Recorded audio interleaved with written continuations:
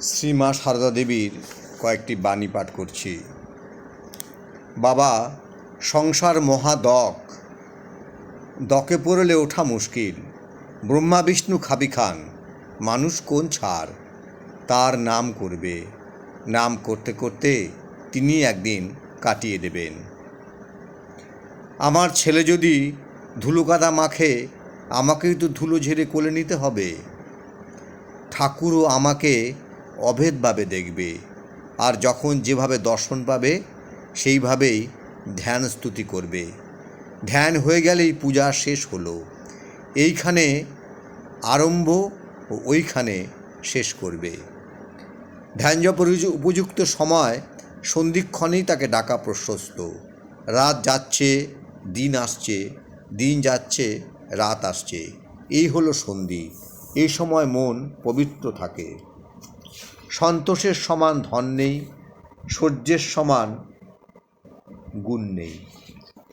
ঈশ্বরেচ্ছা ছাড়া কিছুই হবার সাধ্য নেই। তৃণটিও নড়ে না। যখন জীবের সুসময় আসে, তখন ধ্যান চিন্তা আসে। কুসময়ে কুপ্রবৃত্তি, কুযোগাযোগ হয়।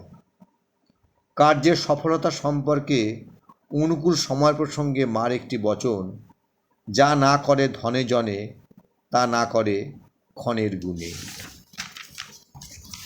আমি সত্যিকারের মা, গুরুপত্নী নয়, পাতানো মা নয়, কথার কথা মা নয়, সত্য জননী।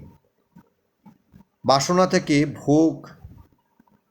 চৌতলা বাড়িতে বাস করলেও যার বাসনা নেই তার কিছুই না। আর গাছতলায় বাস করেও বাসনা থাকলে ওই থেকেই সব ভোগ এসে পড়ে। এক গুরুই কতজনকে মন্ত্র দেন, সবার কি সমান হয়? যে যেমন আধার, তাতে তেমনি বিকাশ হয়। তিনি মহেশ্বর, তিনি মহেশ্বরী, তিনি সর্বদেবময়, তিনি সর্বজীবময়। তাতে সব দেবদেবীর পূজা হয়। ও মহেশ্বর বললেও হবে, মহেশ্বরী বললেও হবে।